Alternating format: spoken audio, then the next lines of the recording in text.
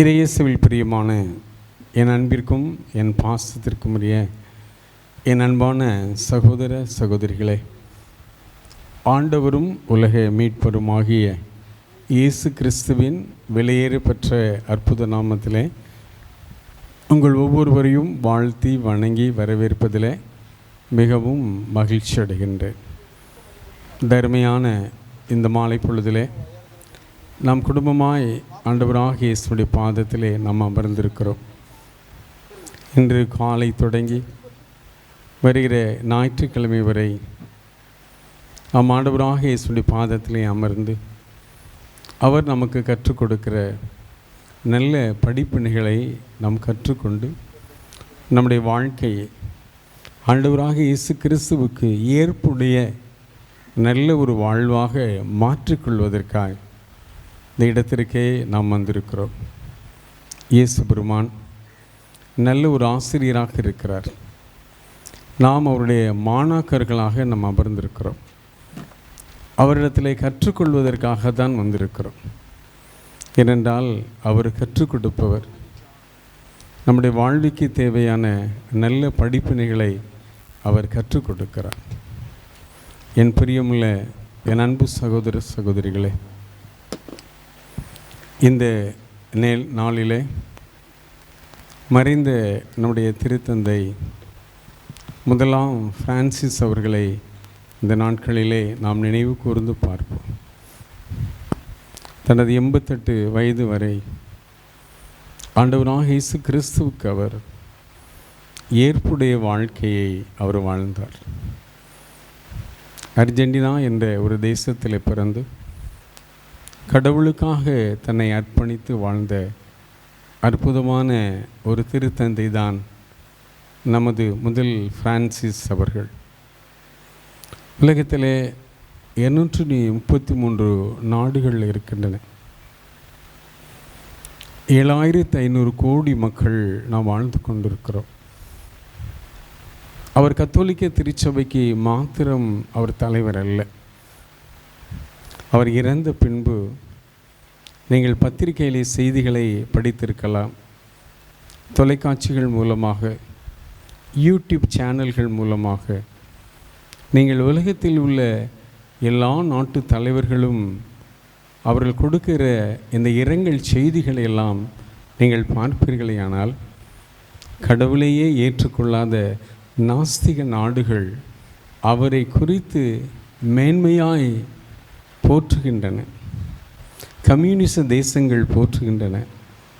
தீவிரவாத அமைப்புக்குள் இருக்கிற அந்த அமைப்பினரே திருத்தந்தை குறித்து அநேக விதமாய் மனித நேயமுக்க நல்ல ஒரு மனிதர் என்று உலகம் போற்றுகின்ற ஒப்பற்ற தலைவராய் நம்முடைய திருத்தந்தை முதலாம் பிரான்சிஸ் அவர்கள் ஆண்டவராகிய இயேசுவுக்கு ஏற்புடைய வாழ்வை அவர் வாழ்ந்தார். ஏழைகளை நேசித்தவர், அனாதைகளை நேசித்தவர், திருநங்கைகள் மீது அன்பு கொண்டவர், அவர் மாற்றுத்திறனாளிகளை நேசித்தவர். அதிலும் மேலாய் உலகத்தில் எந்த திருத்தந்தையும் செய்யாத ஒரு காரியத்தை சிறைகளில் இருக்கிற சிறை கைதிகள் மத்தியிலே செய்தார். புனித வியாழன் அன்று சிறை கூடங்களுக்கு சென்று கொடிய குற்றவாளிகளுடைய கால்களை கழுவினார், முத்தம் செய்தார்.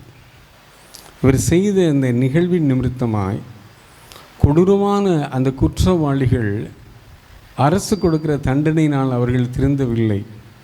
அந்த ஒரு நிகழ்வு அந்த குற்றவாளியின் வாழ்க்கையை மனமாற்றத்துக்குள் கொண்டு வந்தது. அப்படி அருமையான நல்ல மனிதநேயமிக்க நம்முடைய திருத்தந்தை இழந்த ஒரு வேதனை நமது மனத்தில் இருக்கிறது. இறைவன் அவருக்கு ஒரு புண்ணிய வாழ்வை கொடுத்து தன்னிடத்திலே அழைத்திருக்கிறார்.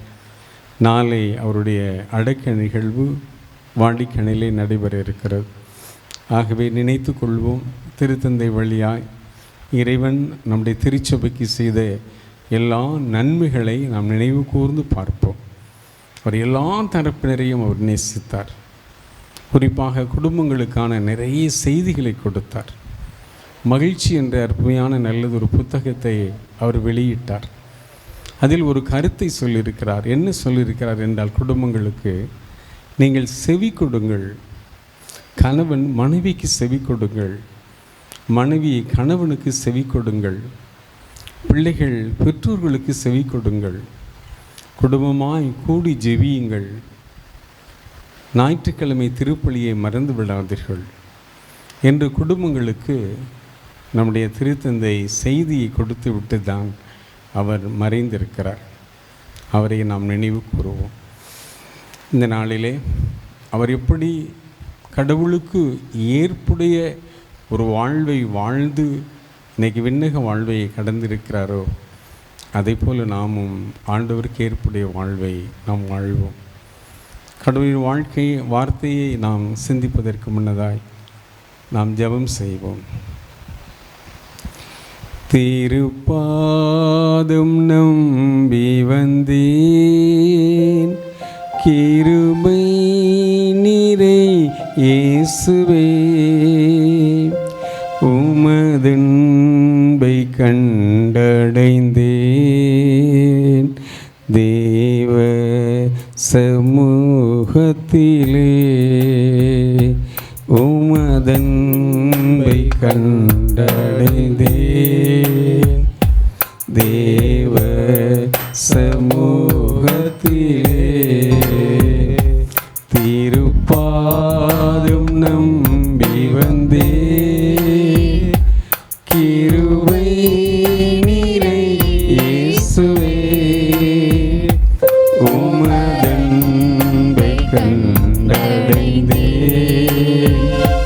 தேவ சமூகத்திலே. இளைப்பாறுதல் தரும் தேவா, கலைத்தோரை தேற்றிடுவீர். இளைப்பாறுதல் தரும் தேவா, கலைத்தோரை தேற்றிடுவீர்.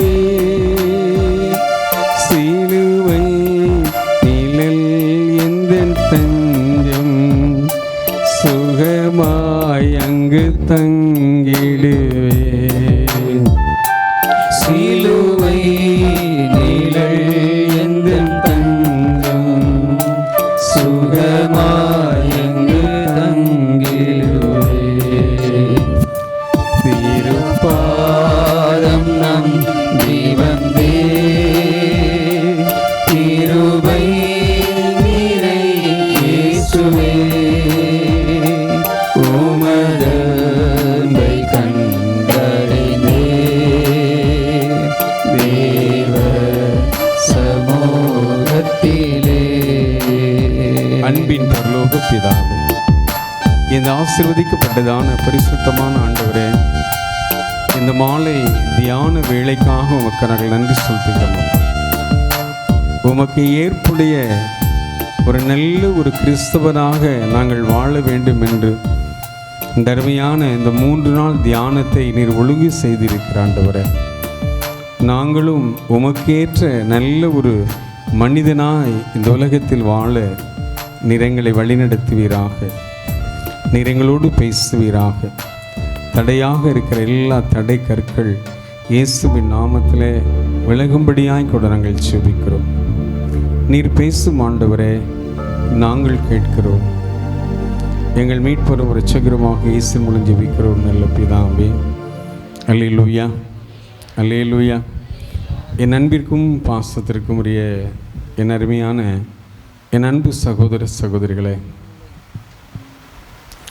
கடவுள் இந்த உலகத்தில் நம்மை படைத்ததின் நோக்கமே அவருக்கு நம்ம ஏற்புடைய, அவருக்கு உகந்த நல்ல ஒரு வாழ்வை வாழ வேண்டும் என்பதற்காகத்தான் கடவுள் இந்த உலகத்திலே நம்மை படைத்தார். தொடக்க நூல் 1ஆம் அதிகாரத்தில் 27ஆம் வசனத்தை நீங்கள் வாசித்து பாருங்கள். கடவுள் நம்மை எப்படி படைத்தார் என்றால், அவருடைய சாயலிலும் அவருடைய உருவிலும் அவர் நம்மை படைத்தார். நாம் அவருடைய சாயலாக இருக்கிறோம், அவர் உருவிலே இருக்கிறோம் என்றால் அவருடைய குணநலங்களை கொண்டவர்களாக நாம் இருக்கிறோம். ஆனால் அவருடைய குணநலங்களை கொண்டவர்களாக நாம் இருக்க வேண்டும். ஒரு மனிதனை கடவுள் எப்படி படைத்தார் என்றால், அவருடைய சாயலில் படைத்தார், அவருடைய உருவிலே அவர் படைத்தார். தொடக்க நூல் 1ஆம் அதிகாரம் 28 கடவுள் இந்த மனிதனை படைத்து விட்டு அவர் அவனை ஆசீர்வதிக்கிறார். என்ன விதமாய் அவர் ஆசீர்வதிக்கிறார் என்றால், நீங்கள் பலுகி பெருகி இந்த மண்ணுலகை நிரப்புங்கள், இந்த மண்ணுலகை ஆளுகை செய்யுங்கள், இந்த மண்ணுலகை நீங்கள் உரிமையாக்கி கொள்ளுங்கள் என்று கடவுள் மனிதனுக்கு அந்த அதிகாரத்தை அவர் கொடுத்தார். அவர் படைத்த அந்த மனிதனுக்கு அவர் மண்ணுலகை ஆளுகை செய்கின்ற ஒரு அதிகாரத்தை கடவுள் கொடுத்தார். தொடக்க நூல் 2ஆம் அதிகாரம் 15 நாம் வாசித்து பார்ப்போமானால், ஆண்டவராகிய கடவுள் மனிதனை ஏதோம் தோட்டத்திற்கு அழைத்து வந்தார்.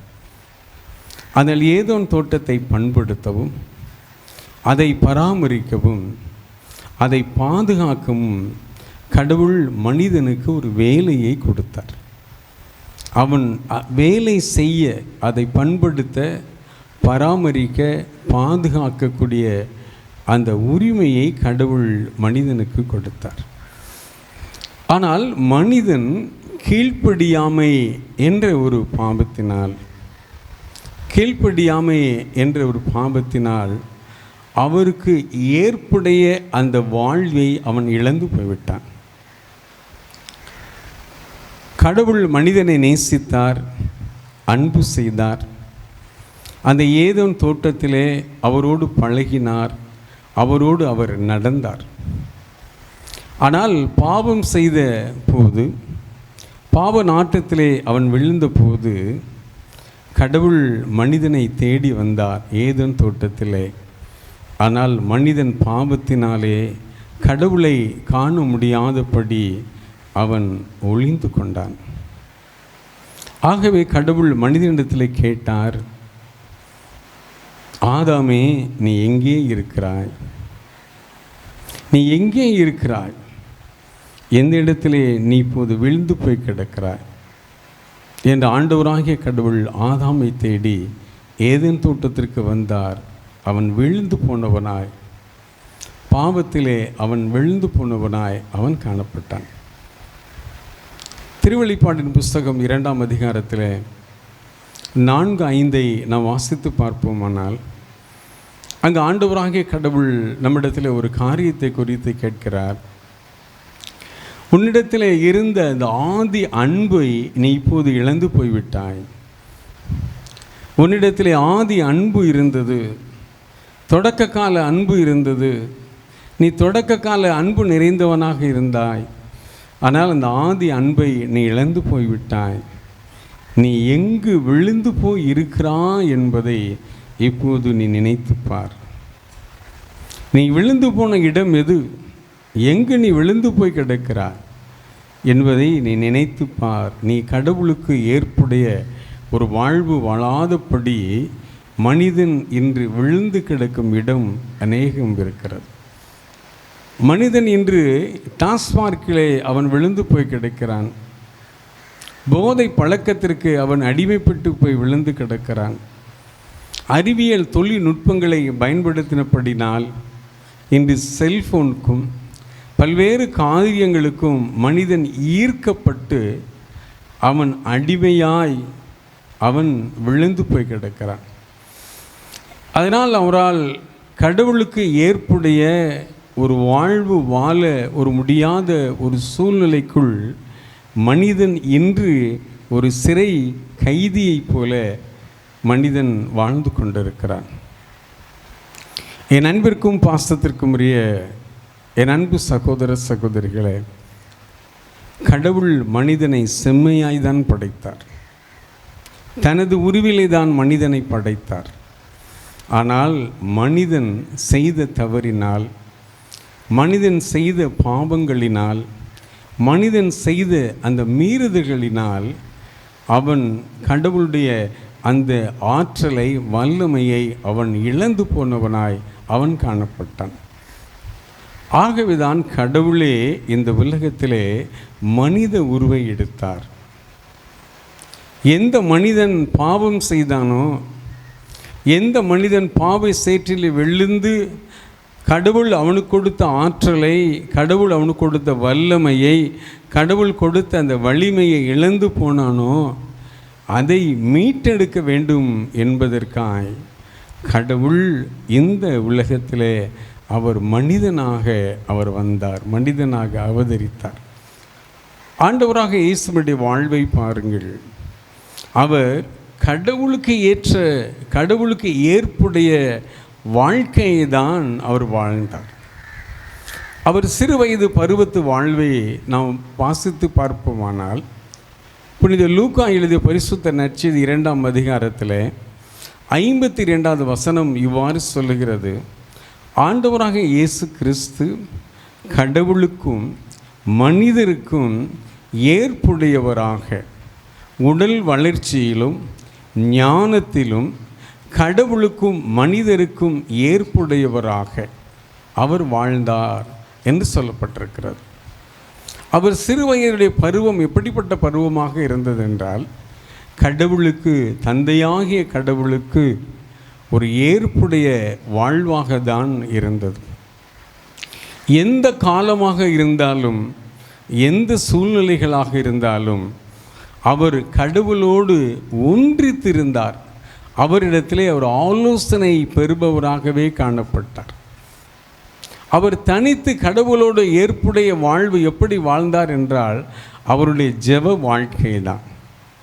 அவருடைய ஜெப வாழ்க்கையில்தான் அவர் கடவுளோடு ஒன்றித்திருந்தார். ஏற்புடைய ஒரு வாழ்க்கையை அவர் வாழ்ந்தார். எல்லா சூழ்நிலைகளிலும், எல்லா காலத்திலும் இயேசு பெருமான் தந்தையாகிய கடவுளுக்கு ஏற்புடைய ஒரு வாழ்க்கையை வாழ்ந்தார்.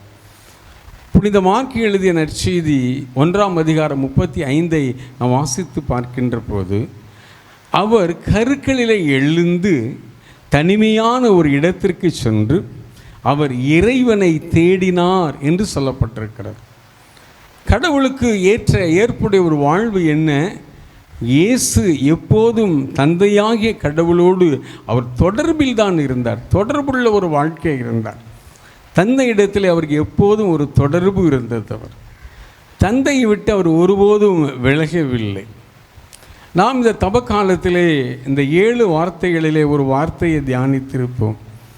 என் இறைவா, என் இறைவா, ஏன் என்னை கைவிட்டீர் என்ற ஒரு வார்த்தையை நாம் கேட்டிருப்போம். அந்த வார்த்தையினுடைய ஒரு அடிப்படை கருத்து என்ன? இதுவரை தந்தையாகிய கடவுளோடு ஒன்றித்திருந்த ஆண்டவராக இயேசு கிறிஸ்து இப்போது தந்தை தன் மகனை மக்களுக்காக பலியாக ஒப்பு கொடுக்கிறார். இதுவரையிலே தந்தையோடு ஒன்றித்திருந்தார். இப்போது தந்தையின் முகம் மறைக்கப்படுகிறது.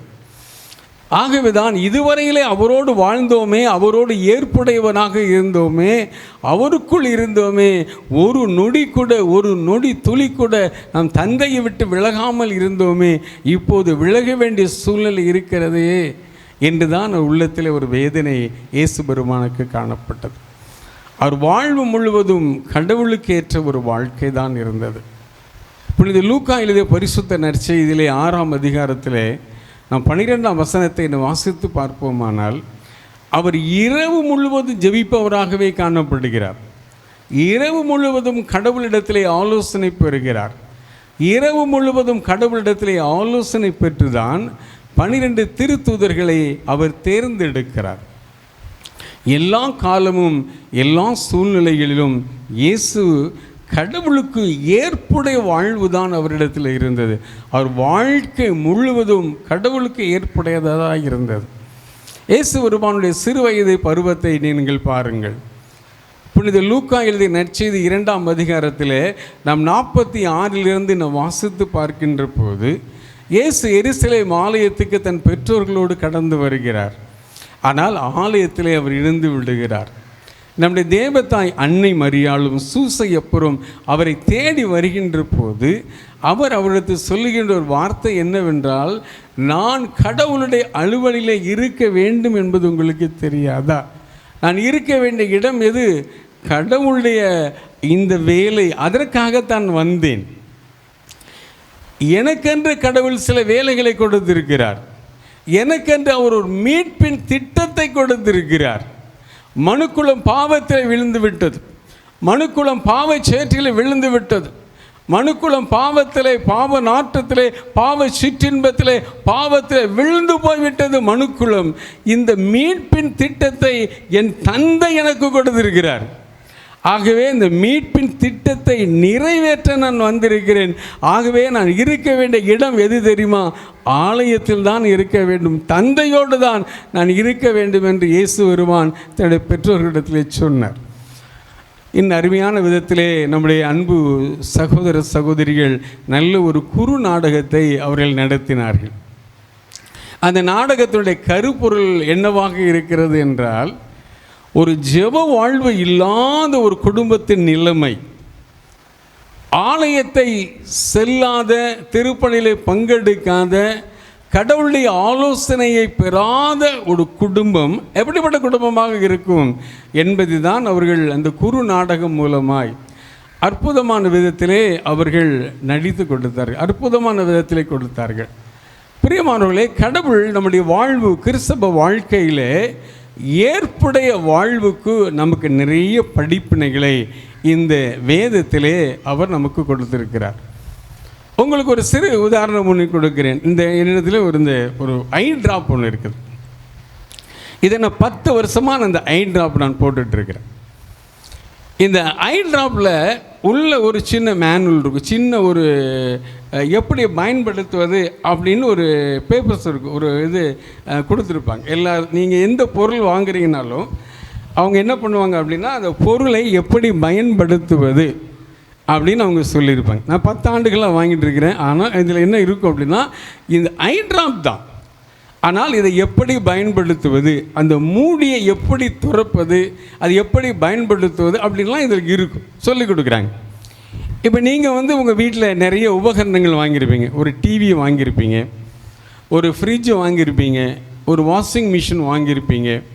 இந்த பொருள்களை நீங்கள் வாங்குகின்ற போது அந்த கம்பெனி உங்களுக்கு ஒரு கையேடு ஒன்றை கொடுத்துருப்பாங்க. நீங்கள் அந்த கையேடை வாசிக்கிறீங்களோ இல்லையோ, ஆனால் அதன் வழியாக உங்கள் வாழ்வுக்கு தேவை நிறைய காரியங்களை இந்த கம்பெனி நிர்வாகம் கற்றுக் கொடுக்கும். என்ன அப்படின்னா, அந்த பயன்படுத்தக்கூடிய பொருளை நீங்கள் எப்படி பயன்படுத்த வேண்டும் என்பதை அந்த கையேடிலே அவர் எழுதியிருக்கிறார்கள். ஏன் அவங்க அப்படியெல்லாம் எழுதியிருக்கிறாங்க அப்படின்னா, ஒன்றை நீங்கள் புரிந்து கொள்ள வேண்டும். இந்த ஐ ட்ராப்பை உருவாக்குனது ஒரு மருத்துவ நிர்வாகம். அவங்களுக்கு தான் இதை பற்றி தெரியும். ஏனென்றால் அதை இவர்கள் தயாரித்தார்கள். அப்போ அவர்களுக்கு தெரியும் இதை எப்படி பயன்படுத்தணும், இதை தவறாக பயன்படுத்தக்கூடாது என்பது அவர்களுக்கு தெரியும். அதே போல் நாம் வீட்டில் பயன்படுத்திய அந்த உபகரணங்களை எப்படி பயன்படுத்த வேண்டும் என்பதை அந்த நிறுவனத்துக்கு தான் தெரியும். ஏன் அப்படின்னா, அதை அவர்கள் தயாரித்ததினால் அவர்கள் அதை எப்படி பயன்படுத்த வேண்டும் என்பதை அவர் கற்றுக் கொடுக்கிறார்கள். பாருங்கள், ஒரு பொருளை நாம் வாங்குகின்ற போதே அந்த பொருளை எப்படி பயன்படுத்த வேண்டும் என்பதை அந்த பொருளை தயாரிக்கிற நிர்வாகம் நமக்கு ஒரு சிறிய கையேடை நமக்கு கொடுக்கிறது, தயாரிப்பு நிர்வாகம் கொடுக்கிறது. ஆனால் நம்மை படைத்த ஆண்டவர் இந்த உலகத்தில் நாம் அவருக்கு எப்படி ஏற்புடைய வாழ்வு வாழ வேண்டும் என்பதை நமக்கு இந்த திருவிவிலியத்தின் மூலமாய் நமக்கு கற்றுக் கொடுக்கிறார். அல்லேலூயா, அல்லேலூயா. நம்முடைய வாழ்வுக்கு தேவையான பாடங்களை இதன் மூலமாக தான் கற்றுக் கொடுக்குறேன். ஏன் அப்படின்னா, நான் தொடக்கத்தில் சொன்னதை போல அவர்தான் நம்மை படைத்தார். அல்லேலூயா, அல்லேலூயா. ஏனென்றால் அவர்தான் நம்மை படைத்தார், அவர்தான் நம்மை உருவாக்கினார். அதனால தான் தகப்பனுக்கு தெரியும், தன் பிள்ளைகளை பற்றி தெரியும், தன் பிள்ளைகளுடைய வாழ்க்கை முறைகளை பற்றி தெரியும். தன் பிள்ளைகள் எப்படி வாழ வேண்டும் என்பது தகப்பனுக்கு தான் தெரியும். அதனால் அந்த திருவிவிலியத்தை நீங்கள் முழுமையாக நல்லா படித்து பார்த்தீங்கன்னா ஒரு குடும்ப தலைவனுக்கு என்ன பொறுப்பு உண்டு என்பதை இந்த திருவிவிலியம் நமக்கு கற்றுக் கொடுக்கிறது.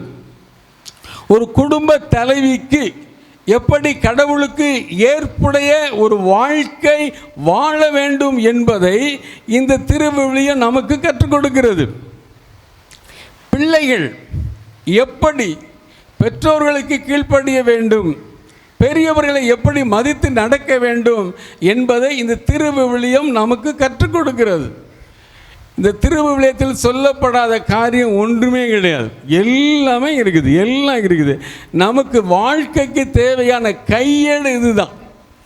எப்படி ஒரு பொருளை தயாரிக்கிற ஒரு நிறுவனம் அந்த பொருளை எப்படி பயன்படுத்த வேண்டும் என்பதற்கான ஒரு சிறிய கையேடை நமக்கு கொடுக்கிறாங்களோ, ஒரு பொருளை தயாரிப்பவனுக்கே அவ்வளவு ஞானத்தோடு கற்றுக் கொடுக்கிறான் என்றால், உங்களையும் என்னையும் படைத்த ஆண்டவர் கடவுளுக்கு ஏற்புடைய வாழ்வு நாம் எப்படி வாழ வேண்டும் என்பதை இந்த திருவிவிலியத்தின் மூலமாய் நமக்கு கற்றுக் கொடுக்கிறார். அல்லேலூயா, அல்லேலூயா, அல்லேலூயா.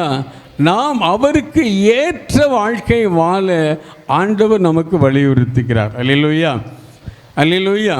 எனக்கு அன்பான சகோதர சகோதரிகளே, அநேக காரியங்களை நாம் சிந்திக்கலாம். நன்கு நம்ம பேசின நம்முடைய அன்பு சகோதரர்களும் ஒவ்வொரு காரியங்களை அவர்கள் எடுத்து கடவுள் அவருக்கு கற்றுக் கொடுத்த அந்த விவிலியத்தின் அடிப்படையிலே அவர்கள் அதற்குரிய கடவுள் வழிநடத்தல் படி அவர்கள் இறைவனுடைய வார்த்தைகளை பகிர்ந்து கொண்டார்கள். ஆனால் ஒரு மனிதன், ஒரு நல்ல ஒரு கிறிஸ்தவன் கடவுளுக்கு எப்படி ஏற்புடையவனாக அவன் வாழ வேண்டும் என்றால், முதலாவதாய் அவன் பரிசுத்தம் உள்ளவனாக அவன் இருக்க வேண்டும். அல்லேலூயா, அல்லேலூயா. லேவியராகமம் 19ஆம் அதிகாரத்திலே 1வது வசனம் இவ்வாறு சொல்லப்பட்டிருக்கிறது. ஆண்டவராகிய கடவுள் மோயிசனை அழைத்து மோயிசனிடத்தில் இவ்வாறு சொல்கிறார், மோயிசா, நீ இஸ்ராயேல் மக்களிடத்தில் சொல்ல வேண்டிய ஒரு செய்தி ஒன்று உண்டு. நீ இஸ்ராயேல் மக்களிடத்தில் ஒரு செய்தியை சொல்ல வேண்டும். அது என்ன செய்தி என்றால், உன் கடவுளும் ஆண்டவருமாகிய நான் பரிசுத்தராக இருப்பதைப் போல நீங்களும் இறை மக்களும் பரிசுத்தமுள்ளவர்களாக இருக்க வேண்டும். அது மாத்திரமில்லை, பரிசுத்தமுள்ள உள்ளத்தோடு ஓய்வு நாளை கடைபிடிக்க வேண்டும் என்று ஆண்டவராகிய கடவுள் மோயிசனிடத்தில் லேவியராகவும் 19ஆம் அதிகாரத்தில் 1 அவர் சொல்லுகிறார். கடவுளுக்கு ஏற்புடைய ஒரு வாழ்க்கை என்பது பரிசுத்தம்தான். அல்லேலூயா, அல்லேலூயா. பரிசுத்தம் இல்லாமல் நாம் ஒருபோதும் கடவுளை தேட முடியாது, கடவுளை நாம் அணுக முடியாது. 1 பேதுரு 1ஆம் அதிகாரத்தில் 15-16 நீங்கள் வாசித்து பாருங்கள். நம்முடைய ஆண்டவர் தூயவராக இருக்கிறார், நம்முடைய கடவுள் பரிசுத்தம் உள்ளவராக இருக்கிறார். ஆகவே நீங்களும் உங்கள் செயல்களிலே, உங்கள் சிந்தைகளிலே, உங்களுடைய நடத்தைகளிலே நீங்கள் பரிசுத்தம் உள்ளவர்களாக இருங்கள் என்று புனித ராயப்பர் 1 பேதுரு 1ஆம் அதிகாரம் 15-16 இவ்வாறு சொல்லியிருக்கிறார். ஏசாயா இறைவாக்கினர் நூலிலே 6ஆம் அதிகாரத்தை நீங்கள் வாசித்து பாருங்கள். உசியா மன்னன் மரித்த காலகட்டத்திலே ஏசாயா இறைவாக்கினர் ஆலயத்திற்கு செல்கிறார். கடவுளை தரிசிப்பதற்காக அவர் செல்கிறார். அப்போது ஆலயத்திலே அவர் ஒரு தரிசனத்தை காண்கிறார். என்ன காண்கிறார் என்றால், கடவுள் உயரமும் உன்னதமுமான ஒரு சிம்மாசனத்திலே அமர்ந்திருப்பதை ஏசாயா இறைவாக்கினர் காண்கிறார். அப்போது கடவுளை சுற்றி கேராபின்கள், வானதூதர்கள் எல்லாம் இவ்வாறு சூழ நின்று கடவுளை போற்றுகிறார்கள். எப்படி போற்றுகிறார்கள் என்றால், படைகளின் ஆண்டவர் தூயவர், தூயவர், தூயவர், மண் உலகமெல்லாம் அவருடைய மாட்சிமையால் நிறைந்துள்ளது என்று வானதூதர்கள் கடவுளை போற்றி புகழ்கிறார்கள். இப்போது இந்த இறைவாக்கினர், இந்த ஏசாயா இறைவாக்கினர் நினைக்கிறார், ஐயோ, கடவுள் ஒரு பரிசுத்தமுள்ளவர், கடவுள் பரிசுத்தமுள்ள ஒரு தெய்வம். ஆனால் நானோ அசுத்த உதடுகளை கொண்டவனாய் காணப்படுகிறேன். நான் அசுத்த உதடுகளை நான் கொண்டவனாய் காணப்படுகிறேன்.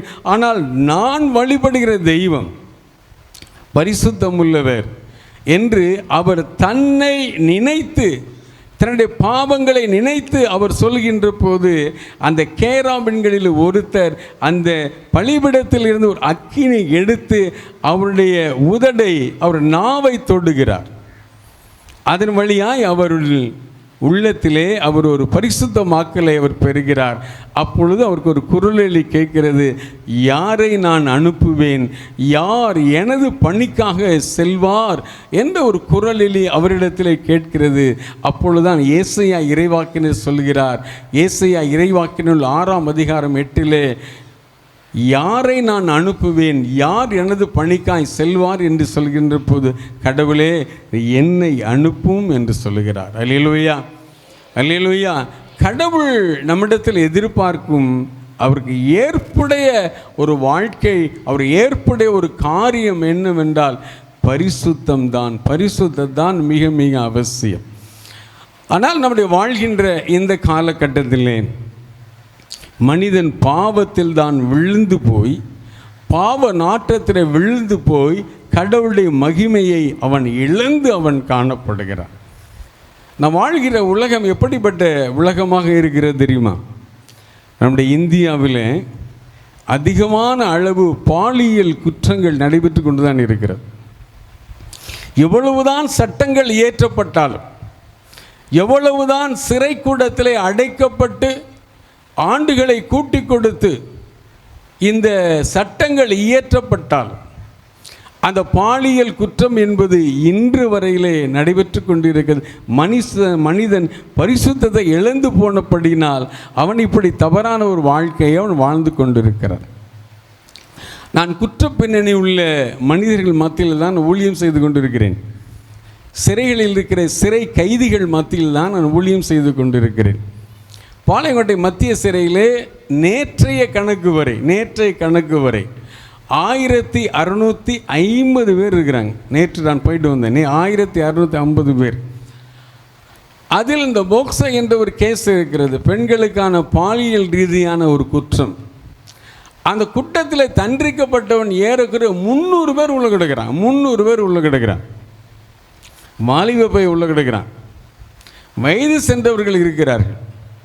அவரோடு உட்கார்ந்து பேசுகின்ற போது அவர்களிடத்தில் என்ன தெரிகிறது என்றால், ஒரு இச்சையின் ஆவி அவர்களுக்குள் இருப்பதை என்னால் காண முடிந்தது. அவர்களுக்குள் நான் கவுன்சிலிங் கொடுக்கின்ற போது அவருக்குள் ஆவிகளை பகுத்தறியும் வரம் இருக்கிறபடினாலே அவர்களிடத்தில் பேசுகின்ற போது என்னால் புரிந்து கொள்ள முடிகிறது. அவர்கள் கிறிஸ்தவர்கள் அல்ல. கிறிஸ்தவன் இருக்கிறான், அது ஒரு 5% கிறிஸ்தவர்கள் இருக்கிறாங்க. ஆனால் பிற மதத்தை, பிற மார்க்கத்தை சார்ந்தவர்கள் இருக்கிறாங்க. ஏன் இந்த தவறுகளை பண்ணுகிறார் என்றால், அவர்களுக்குள் பிசாசுவானவன் ஒரு இச்சையின் ஆவியை கொடுத்து இந்த தவறுகளை செய்ய அவர்களிடத்தில் தூண்டுகிறான். அதனால் தான் இளம் சிறார்கள் மத்தியிலே அவன் தப்பு செய்கிறான். பள்ளிக்கூடங்களில் மாணவர்கள் மத்தியிலே தப்பு பண்ணுறாங்க. கல்லூரியில் தவறுகள் நடக்கிறது. குடும்ப வாழ்க்கையில் தவறுகள் நடக்குது.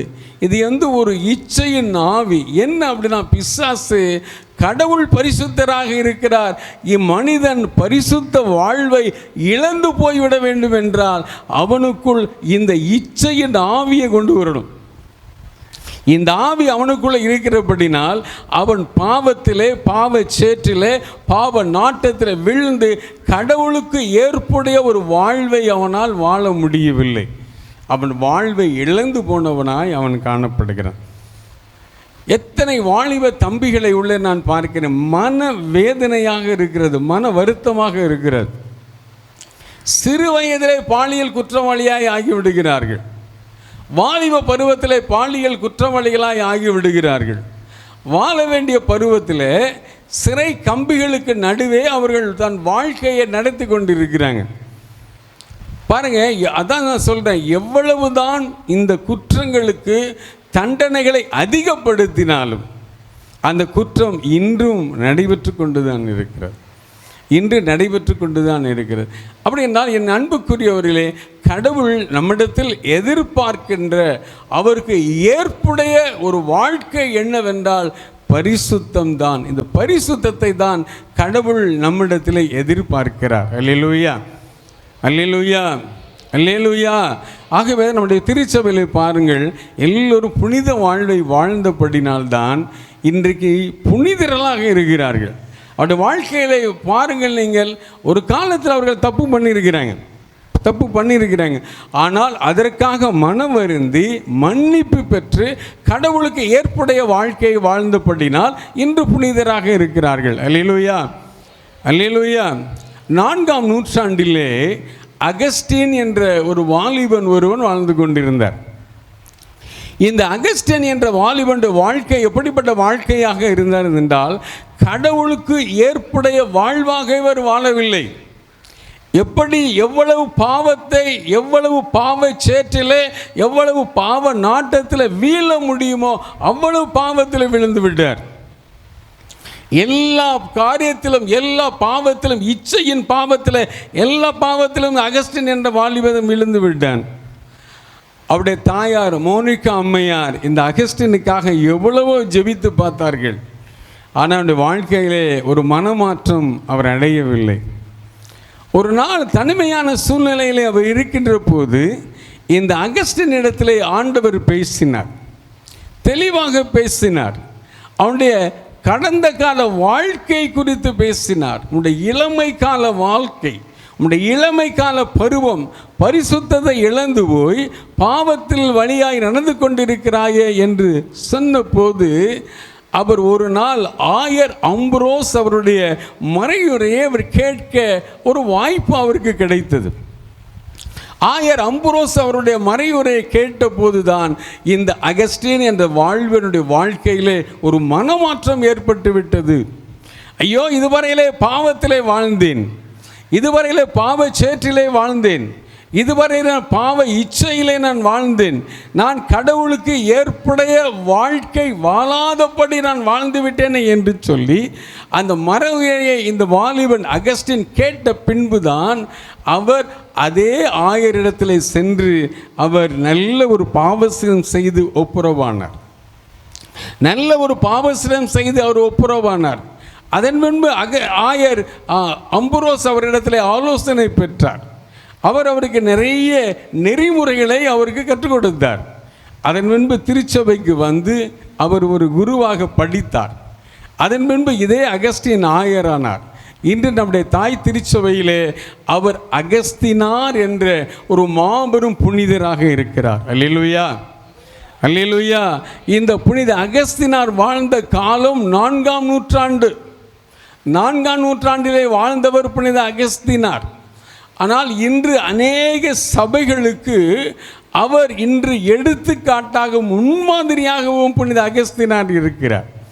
இன்று நம்ம திருச்சபையில் குருக்கள் படித்து கொண்டிருக்கிறார்கள். அவர்கள் படிக்கிற அநேக இறையியல் பாடங்களை அவர்தான் எழுதினார். அவர்கள் படிக்கிற மெய்யியல் பாடங்களை அவர்தான் எழுதினார். குருக்களை உருவாக்கத்திற்கான ஆக்கமான அநேக காரியங்களை புனித அகஸ்தினார் தான் திருமறைந்த வல்லுநராக திகழ்ந்தார். ஆனால் ஒரு காலம் அவருடைய வாழ்க்கை எப்படி இருந்தது? கடவுளுக்கு ஏற்புடைய வாழ்வு இல்லை, பாவத்தில் விழுந்து போனார் இந்த அகஸ்டின் என்ற வாலிபன்.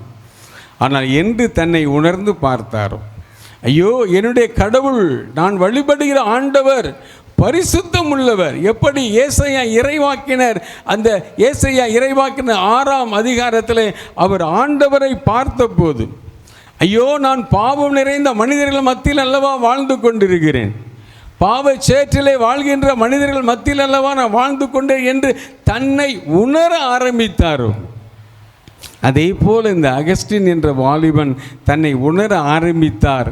மிகப்பெரிய ஒரு பரிசுத்தவானாக, புனிதராய் நம்முடைய தாயாம் திருச்சபையான கத்தோலிக்க திருச்சபையிலே புனித அகஸ்தினாராக ஒரு போற்றப்படுகிறார். அல்லேலூயா, அல்லேலூயா. என் அன்பு சகோதர சகோதரிகளே, கிறிஸ்தவ வாழ்க்கையிலே நாம் கடவுளுக்கு ஏற்புடைய வாழ்க்கை வாழ வேண்டுமென்றால் நமக்கு பரிசுத்தம் மிக மிக அவசியம். அல்லேலூயா, அல்லேலூயா. இந்த காலங்களில் நம்முடைய பிள்ளைகளுக்கு வருகிற மிகப்பெரிய ஒரு சோதனை என்ன தெரியுமா? செல்ஃபோன் மூலமாய், இன்டர்நெட் மூலமாய், கம்ப்யூட்டர் மூலமாய், ஃபேஸ்புக் மூலமாய், இதன் வழியாய் தான் நம்முடைய பிள்ளைகளுக்கான மிகப்பெரிய ஒரு சோதனை வந்து கொண்டு இருக்கிறது. நிறைய பெரியவர்கள் இருக்கிறீங்க, வாலிப தம்பி தங்கச்சிமார்களும் இந்த நாட்களில் இருக்கிறீங்க. பெரியவர்களாகிய நீங்கள் வாலிப பருவத்தில் இருக்கின்ற போதோ, நீங்கள் இளம் சிறார்களாக இருக்கிற காலத்திலேயோ உங்களுக்கு இந்த செல்ஃபோனை பற்றியே தெரியாது. செல்ஃபோன்னா என்னென்னு உங்களுக்கு தெரியாது. உங்களுக்கு கம்ப்யூட்டரை பற்றியும் தெரியாது. கம்ப்யூட்டர் வளர்ச்சிகளை பற்றி உங்களுக்கு தெரியாது. ஆனால் இன்றைக்கி அப்படி அல்ல. இன்றைக்கி காலங்கள் அப்படி அல்ல. இன்று அவர்கள் கைகளிலே இன்றைக்கி எல்லாமே இருக்கிறது, எல்லாமே இருக்கிறது. அது நன்மையான காரணமாகவும் இருக்கிறது, ஆனால் அதில் தீமையும் அதிகமாக இருக்கிறது. அதை விட்டு நம்முடைய பிள்ளைகள் விலக வேண்டும் என்றால் நம்முடைய பிள்ளைகள், வாலிப பிள்ளைகள் கடவுளை தேட வேண்டும். அல்லேலூயா. நம்ம பிள்ளைகள் எப்போது பரிசுத்தமாக வாழ முடியும்? நம்முடைய வாலிப பிள்ளைகள் எப்படி பரிசுத்தமுள்ள ஒரு பிள்ளைகளாக வாழ முடியும் என்றால் சபையுரையார் 12:1 சொல்லுகிறது. சபையுரையார் 12:1 சொல்லுகிறது, உன் வாலிப பருவத்தில் உன்னை படைத்தவரை நீ ஒருபோதும் மறந்து போய்விடாத. உன் வாலிப பருவம் கடவுளுக்கு உகந்த ஒரு பருவம். இந்த வாலிப பருவத்தில் உன்னை படைத்தவரை நீ ஒருபோதும் மறந்து போய்விடாதே. என் அன்பான வாலிப மகளே, நீ உனக்கு கம்ப்யூட்டர் நெட்வொர்க்கு தேவைதான், செல்போன் உனக்கு தேவைதான். ஆனால் அதில் 20% தான் உனக்கு வளர்ச்சிக்கூடிய காரியங்கள் இருக்கிறதே தவிர அதில் 80% நீ வீழ்ந்து போவதற்கான காரியங்கள் அதில் இருக்கிறது. நீ அதை மறந்து போய்விடாது, மறந்து போய்விடாது. நீ தெளிவாக அதிலிருந்து விலக நீ கற்றுக்கொள்ள வேண்டும். இல்லை என்றால் உன்னுடைய வாழ்க்கை பாழாய் போய்விடும். உனக்கு நான் ஒரு உண்மை சம்பவத்தை உங்களோட நான் பகிர்ந்து கொள்கிறேன். எனக்கு தெரிந்த ஒரு குடும்பம், எங்கள் மறை மாவட்டத்தில் சங்கரன் கோயில் என்ற ஒரு மறைவட்டம், அந்த மறைவட்டத்தில் ஒரு பங்கில் ஒரு கிராமத்தில் ஊழியத்துக்கு போயிருக்கும்போது அங்கே அவங்க நீங்கள் எப்படி இந்த பகுதி உள்ள மக்கள் நீங்கள்லாம் மீன் பிரதான தொழிலாய் செய்கிறீர்களோ அதுபோல் நான் ஊழியம் செய்கிற பகுதியெல்லாம் விவசாய பெருங்குடி மக்கள். அவங்களாம் விவசாயிகள், காடுகளில் வேலை செய்பவர்கள், ஆடு மாடுகளை மேய்ப்பவர்கள். அப்படிப்பட்ட ஒரு குடும்பம், கஷ்டப்பட்ட ஒரு குடும்பம். அந்த குடும்பத்தில் தாயும் தகப்பனும் கஷ்டப்பட்டு ஒரு வாலிப பிள்ளையை வளர்த்தார்கள். கல்லூரியில் அவள் படித்திருந்தாள். அவள் கேட்பதை எல்லாவற்றையும் அவர்கள் வாங்கி கொடுத்தாங்க. கேட்பதை எல்லாம் வாங்கி கொடுத்தாங்க. விலையுறந்த நல்ல கம்ப்யூட்டர்கள் எல்லாம் வாங்கி கொடுத்தாங்க. பிள்ளை நல்ல படிக்கிறா என்று சொல்லி தாயும் தகப்பனும் உடனிருந்து கவனிச்சுக்கிட்டு இருந்தாங்க. அவன் அந்த பிள்ளை எப்பவும் கம்ப்யூட்டரில் தான் இருப்பாள். எப்பவும் நல்ல காரியத்தை அதில் தெரிந்து கொள்வது தப்பே கிடையாது. அது தவறு என்று நான் போதிப்பவன் அல்ல. நல்ல காரியம் இருக்கிறது, வளர்ச்சிக்கான நல்ல காரியங்கள் இருக்கிறது. ஆனால் அதிலும் கெட்ட காரியங்களே நிறைய இருக்குது. அதிலிருந்து விலக நம்ம கற்றுக்கொள்ள வேண்டும், விலக நாம் கற்றுக்கொள்ள வேண்டும். ஆனால் இந்த குழந்தை என்ன அப்படின்னா, எப்படியோ அதில் ஒரு பாவத்தில் விழுந்து போய்விட்டார். பெற்றோர்களுக்கு அவர்கள் ஒரு விவசாய குடும்பத்தை சார்ந்தவர்கள். அதனால் மகா நல்ல எப்பவும் படிக்கிறான் அப்படின்னு அவங்க நினச்சிட்டு இருந்தாங்க. ஒரு நாள் அந்த குடும்பத்தின் தகப்பன் ஒரு மணி இருக்கும், திடீரென்று அவருக்கு பாத்ரூம் போகிறதுக்காக எழுந்து வெளியே வந்தார். வெளியே வரும்போது மகள் இருக்கிற அந்த இடத்துல ரூமில் லைட் எரிஞ்சிட்டு இருந்துச்சு. பாவம் பிள்ளை 1 மணி வரை படிச்சுக்கிட்டே இருக்கிறாளே அப்படின்னு சொல்லி அவர் மகா இருக்கிற அந்த ரூமுக்கு போனார். கதவு திறந்து இருந்தது. ஆனால் மகளுக்கு தகப்பன் வந்தது தெரியாது. ஏன்னா அவர் அந்த நெட்டில் இருக்கிற அந்த காரியங்கள், அந்த தவறான பட காட்சிகளை எல்லாம் பார்த்துக்கிட்டே இருக்கிறார். அதில் ஈர்க்கப்பட்டவளாய் அதிலே தன் உள்ளத்தை, மனதை அவள் செலவழித்து விட்டாள். அப்பா பின்னாடி நிற்கிறது தெரியல. அப்பா அந்த காட்சிகளை பார்த்தார். அப்படியே நெஞ்சில் கையை வச்சு அடித்து கீழே வெளியே வந்து விழுந்துட்டார். மனைவியை சத்தமோடு கூப்பிட்டார். மனைவி ஓடி வந்தா. என்னங்க அப்படின்ன உடனே அவருக்கு இதை படபடப்பு ஆகிப்போச்சு. உடனே ஹாஸ்பிட்டலுக்கு கொண்டு போனாங்க. 1 வார காலம் ஆஸ்பத்திரியில் அட்மிட்டாக இருந்தார். அவர் தன் மனைவிடத்தில் சொன்னார், நான் கஷ்டப்பட்டு உழைச்சோம், நீ நானும் ஆடு மாடு மேய்ச்சோம், விவசாயம் செஞ்சோம். ஆடு மாடு மேய்ச்சி விவசாயம் செய்து பால் வியாபாரம் செய்து கஷ்டப்பட்டு நம்முடைய பிள்ளையை நான் படிக்க வச்சோம். பிள்ளை நல்லா படிக்கிறா என்று தான் நீயும் நான் நினச்சிட்டு இருந்தோம். ஆனால் நான் தற்செயலாக ஒரு காட்சியை பார்த்தேன், ஒரு சம்பவத்தை பார்த்தேன். நம்முடைய பிள்ளை இப்படி ஆயிட்டுதே அப்படின்னு சொல்லி வேதனையிலே அழ ஆரம்பித்தார். இந்த அம்மா சொன்னாங்க, எங்கே அழாதீங்க. அப்படி இல்லை, என்னால் தாங்கி கொள்ள முடியல. ஏன்னா நான் படிப்பறிவு இல்லாதவன், நீயும் படிப்பறிவு இல்லாதவள். நமக்கு 2 பேருக்கும் தெரிஞ்சது ஆடு மாடு மேய்க்கிறதுக்கு தான் தெரிஞ்சிச்சு. சரி, நம்ம தான் ஆடு மாடு மேய்க்கிறோம், நம்ம பிள்ளையாவது நல்ல நிலைக்கு படிப்பை கொண்டு வந்து விடுவோம் நம்ம நினச்சோம். ஆனால் நம்முடைய பிள்ளை நம்மளை ஏமாத்திட்டோமா அப்படி சொல்லி சொல்லி சொல்லி வேதனைப்பட்டார். அவர் ஏறக்குறைய ஒரு 18-20 நாள் மருத்துவமனையில் இருந்தார். எனக்கு தெரிஞ்ச குடும்பம், நானும் மருத்துவமனைக்கு போய் பார்த்தேன்.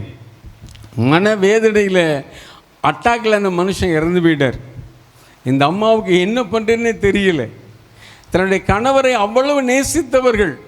ஏனென்றால் அந்த கிராமத்தில் 2 பேருமே கணவன் மனைவியாய் விவசாயம் செய்து காலையில் அவங்க போனாங்க அப்படின்னா கஞ்சி டிஃபன் பாக்ஸில் எடுத்துகிட்டு மதியம் சாப்பிட்டு நைட்டு 7 மணிக்கு தான் அவங்க வீடு திரும்புவாங்க. அப்படி கஷ்டப்பட்ட ஒரு குடும்பம். கணவன் இழந்த வேதனை ரொம்ப இதாகி போச்சு. மகளை வெறுக்க ஆரம்பித்தாங்க. உன்னால தான் என் புருஷன் இறந்துட்டார், உன்னால தான் நான் கஷ்டப்பட்டு உன்னை படிக்க வச்சேன், உன்னை கஷ்டப்பட்டு இவ்வளோ தூரம் நல்லா படித்து வருவேன் அப்படின்னு தான் என் வீட்டுக்காரர் ஆடு மாடு மேய்ச்சி உன்னை படிக்க வச்சார். ஆனால் நீ இப்படி பண்ணிட்டேன்னு சொன்ன உடனே அந்த பிள்ளைய வீட்டை விட்டு அவங்க, நீ என் இருக்காத, என் புருஷன் இல்லை, நீ இந்த வீட்டில் இருக்கக்கூடாதுன்னு வீட்டை விட்டு வெளியே வரட்டிட்டாங்க. அந்த பிள்ளை ஆதரவற்ற பிள்ளையாக வெளியே போயிட்டான். ஆதரவற்ற பிள்ளையாக வெளியே போயிட்டா. எங்கே போனால் என்ன ஆனால் எதுவுமே தெரியல. இந்த அம்மா ரொம்ப வேதனையோடு கூட இருந்தாங்க. நான் அவங்களை எவ்வளோ தைரியப்படுத்தி பார்த்தேன். இல்லை பிரதர், என்னால் ஏற்றுக்கொள்ள முடியல. என் மகா என்னை காப்பாற்றுவான், நான் என் புருஷன்னு நினச்சோம்.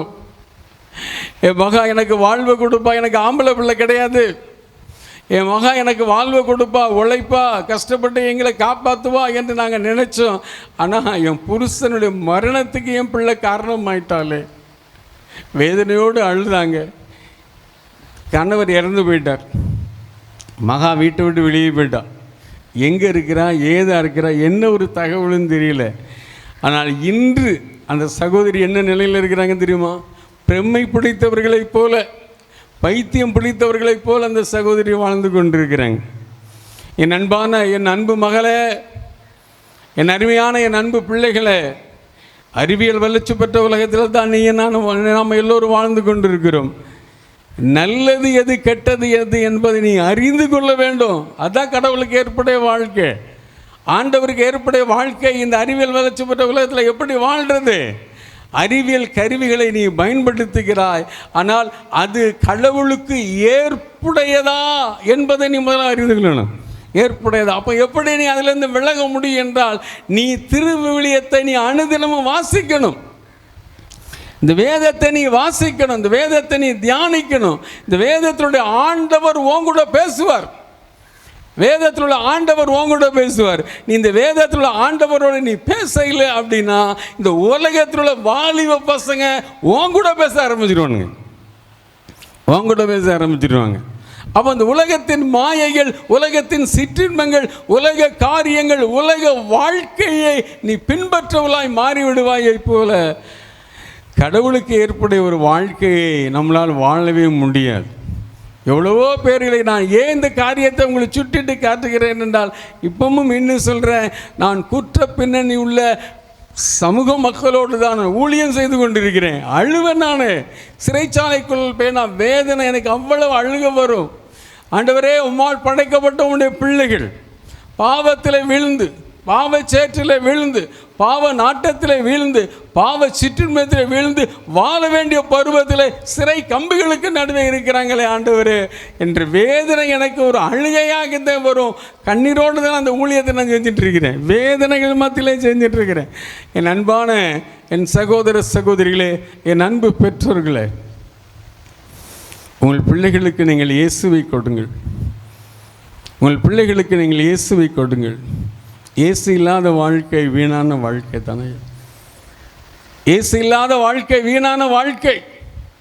உங்கள் குடும்பத்தில் எல்லாம் இருக்கலாம், சொத்து இருக்கலாம், நகை இருக்கலாம், எல்லாம் இருக்கலாம்.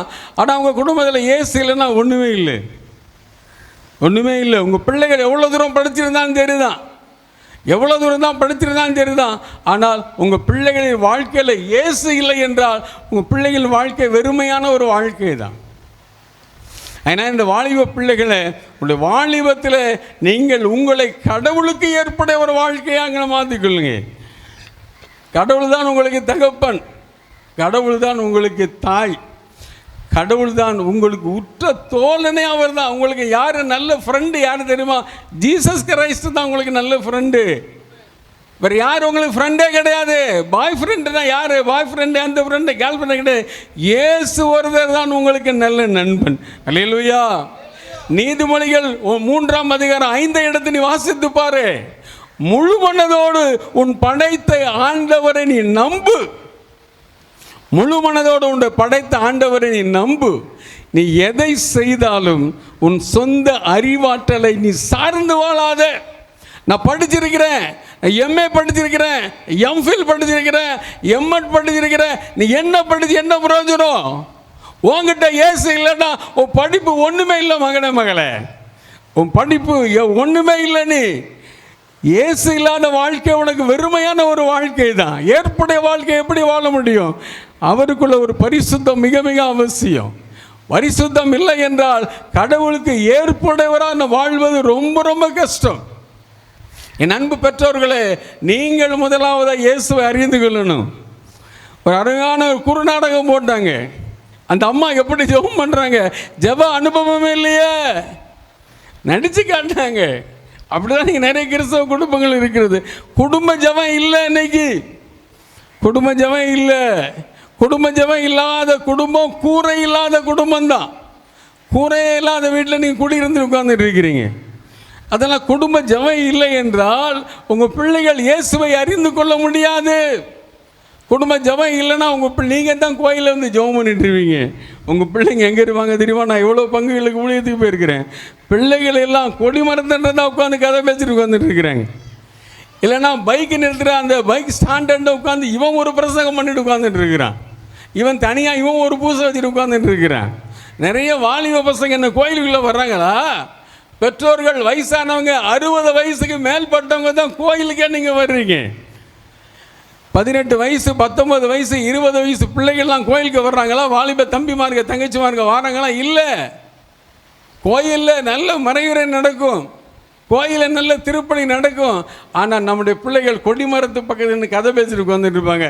இல்லை என்றால் கோயிலுக்கு வெளியே நின்று அவங்களுக்கு இது பண்ணுவாங்க. தெய்வ பயம் நமக்கு இல்லை. வேதத்தை நீங்கள் எடுத்து பாருங்க. மல்கியா தீர்க்க தரிசன புஸ்தகத்தை எடுக்க பார்க்கலாம். ஒரு நிமிஷம். மல்கியா தீர்க்க தரிசன புஸ்தகம் 1ஆம் அதிகாரம் 6வது வசனத்தை எல்லாம் எடுக்க பார்க்கலாம்.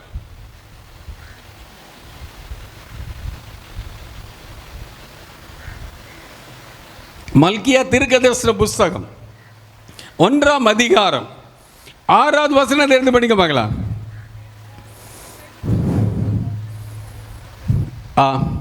மைக்கில் படிக்க பார்க்கலாம்.